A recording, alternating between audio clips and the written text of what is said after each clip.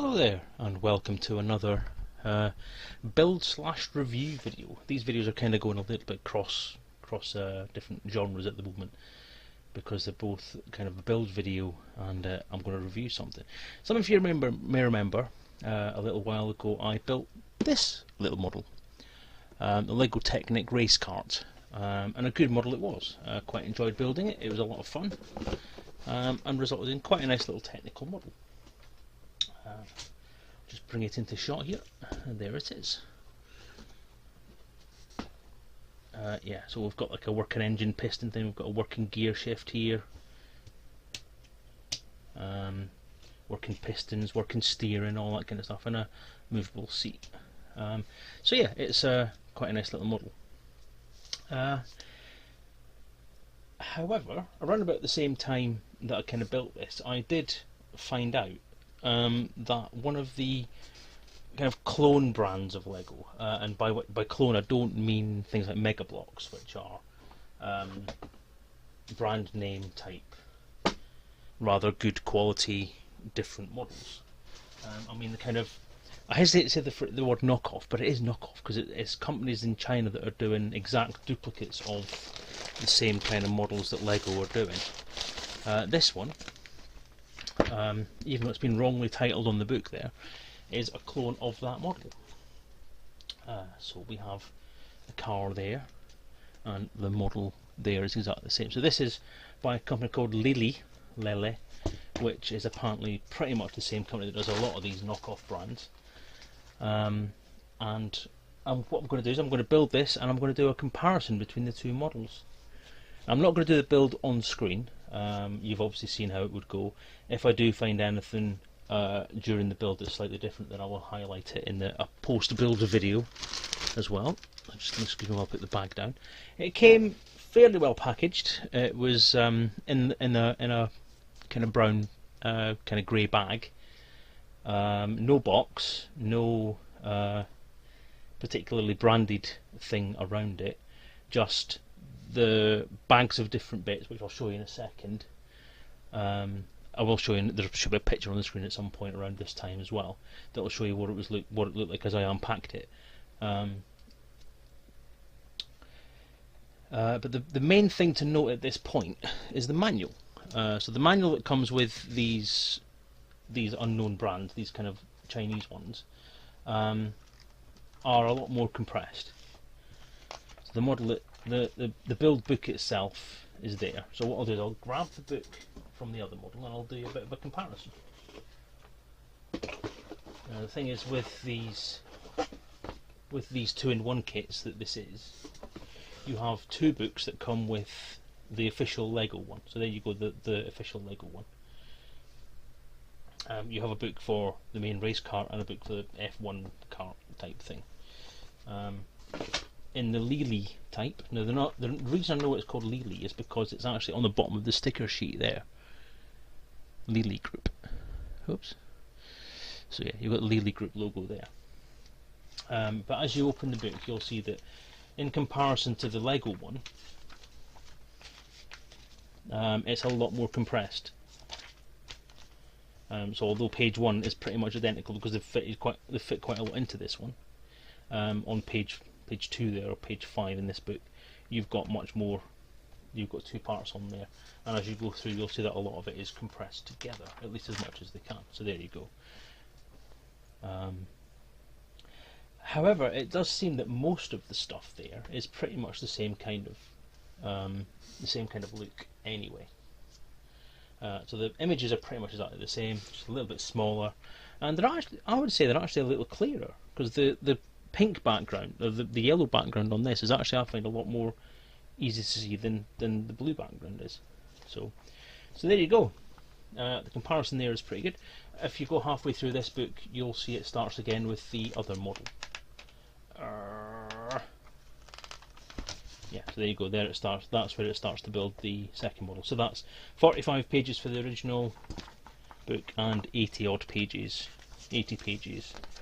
for the original. So that's nearly half. So that's a lot of saving in paper, basically. So you could argue that by not having a box and not having a padded out manual, the Lele brand, or the the cheap brand is a little bit environmentally friendly in that aspect. As I said, and as you've seen by the pictures that should have been shown by now, this is how it came packaged. You have basically a grey bag. Stop talking as I drop it out. And in there you have separately packaged parts. Now there's a lot more packaging as far as the plastic parts are concerned, but what this does do is it does allow the individual part types are actually bagged separately. So it does allow you more control over what you need to open, what goes where, and it just looks, it's a lot more organised, and I quite like it. They're not numbered, but as I say, everything seems to be there. So we'll have a look at building this, and once I've built it, I'm not going to do any kind of time. I was going to do a time lapse video with this, but I actually can't do that at the moment because I've just had an operation, and it's actually it's kind of painful to sit in the same place for a long time. So I'm probably going to have to take some breaks while I'm building this in order to be pain-free. So I shall build this model, and then I'll come back here and I'll give you a bit of a post-review and see what the comparison of the parts and the comparison of the models actually gives us. I'll see you soon. And we're done. Right, here's both models. One of these is the real Lego model, and one of them is the Lele model. It's quite difficult to tell them apart visually. There's not a lot of clues that give away which one's which. There are a couple of things in the build that I noticed that do tell them apart and that do tell you what the different qualities are. But you know what? There's actually not a lot of difference between these two models at all. The Lego on the Lele model was well made. It's robust. It's difficult to tell it apart from the actual Lego. So I'm quite impressed with that. It's been a pleasure to build, as much fun as it was with the others. There were 5 or 6 pieces that were a bit tight. Now this is always the little cross pieces. If I just show you on one of the models, I'll pick this one. If I take that off, this sort of thing. Hang on. See this sort of thing. These sort of cross format. Damn it! I've just dropped that piece already. And my fat man grabby sticks on the floor over the other side of the room. Awesome. Yeah. So these sort of cross profile locking pieces that you see right at the front there that are moving back and forward in a very rude way. Those seem to have less tolerance control than any other piece. Everything else goes together absolutely fine. Everything's tight, it's easy to get back out again, but things that go into these crossed pieces here are the only things that are a little bit more difficult to move back and forward. There were a couple of pieces that the pieces that were being slid onto them weren't particularly well fitting. It took a lot of effort to get them on, and I'll actually doubt on 1 or 2 of those pieces whether I'll ever get those pieces back off again. So on the Lele model, I'm not entirely sure whether I'm going to be taking that apart and building the other model that this kit comes with that. And the instructions were clear. They were they didn't lose any clarity by being compressed together the way that they are. So I was quite impressed with that, and I think Lego should take a leaf out of that book and try and save some paper with that. There's no reason to have a lot of these instructions padded over a full page, especially when you're looking at the Technic kits. You could have a lot more on the one page and not lose any difficulty, or not gain any difficulty by having to do that, if you like. But that's a minor thing. The quality of the Lego kit itself, it's very well put together. I mean, this is the ordinary Lego one here. I've given away which one it is. This is the real Lego one here, and this is the Lele one. As you can see, they're both very well put together. The steering works absolutely flawlessly on both. The moulding for everything is practically identical. I can't actually see any differences in the moulding quality. The only difference I assume that there is, and I've not seen any parts that would prove this for me, is that nothing has the word Lego stamped on it, for obvious reasons. If I take this cap off and have a look underneath it, it doesn't have Lego. There's no studs, you see, on this one. There's no actual studs. And I know Lego always print the word Lego on the tops of the studs. but there's no studs, so I can't see if that's the case. But I mean, looking underneath this, you cannot see any differences between the pieces here and the pieces there. Now looking at it closely, there's a stud, there's a little bubble there, obviously a moulding pin release thing. But other than that, there's nothing. Everything's pretty much identical, even down to the little numbers that are on the bottom of each piece. So, kudos to Lele and Decool and all Lepin and all these other ones that have made clones of Lego kits. It is difficult to try and work out the differences. One point I did see, I mean, that's a lot tighter to move this than it is to move that. But again, like I say, that's because it's on one of these cross pieces. There's nothing different. The quality of the rubber on the tyres here is exactly the same. There's no difference between those mouldings whatsoever. Apart from a little bit of flash on there, but you occasionally get that on some Lego rubber tyres as well, I've noticed. It fits on very well. I can't honestly see any problems with buying this clone Lego, and I'm quite surprised and I'm quite dismayed. I know that a lot of Lego's pricing goes into things like research and development and actually developing the kits themselves, because obviously these clone companies are just making knockoffs and taking the designs that other people have worked very hard to make. But I have to say, as a child, Lego for me was one of the most important parts of my growing up life, because it was the main thing that promoted my creativeness and my imagination. And it should be affordable, especially in today's society where you've got a lot of sort of wage increases don't tend to match cost of living increases, and the cost of plastics and petrols and all that's going through the roof. So we are finding that a lot of plastic toys are increasing in price, and a lot of Lego now, a lot of the really good Lego is way past the point of purchase, or the price point for people that would benefit from it most. Lego was advertised back in the day as a cheap toy that you could use as just building materials and promote your imagination, and you could buy a big box of the stuff for £5 and you'd have enough to keep you going for months. Whereas nowadays you're looking at, I mean, this model itself is 30 quid. The actual Lego model itself, which is this one, is 30 quid for that. And there's not a lot of rebuild value in that. That is a modeller's model, and that's 30 quid. That's too high a price. I only got this because it was reduced to half price in Asda, as I said in the original video. That's the only reason I bought this. I wouldn't have bought this at full price. I think I got value for money at the half price, which is roughly about the same as what I got this for.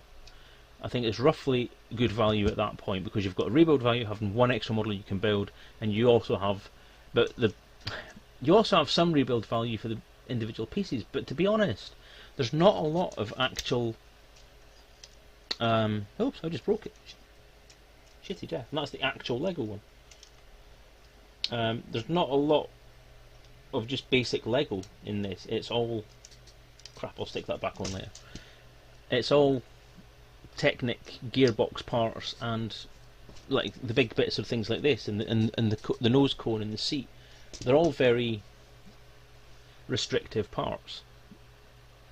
So there's not a lot of rebuild value, and I don't think it's worth 30 quid. I think it's worth 15 quid. I don't think it's worth 30 quid. So I think if Lego's not very careful and they don't do anything about this, which I'm surprised they haven't already, I think they're going to find that a lot of the market is going to move, because there's not a lot of quality difference. If they can sort out the moulding on these crossed pieces here, and make them as well toleranced as the rest of the model, then I think they've got real competition. I think Lele, Lepin and Decool, if they're not doing it already, should start looking at doing their own models of a similar vein rather than copying Legos. Because if they have the tolerancing, if they have the quality control issues sorted out, which they seem to have, I'm not speaking for every model, but in this case I would say they've got it nailed, then Lego could be looking at a good competitor on the market that they need to be very careful of. So yeah, I have noticed that as they get more licenses, like they got the Star Wars license, the Harry Potter license, all that kind of stuff, it just seems to bump the price of everything else just up that little bit further.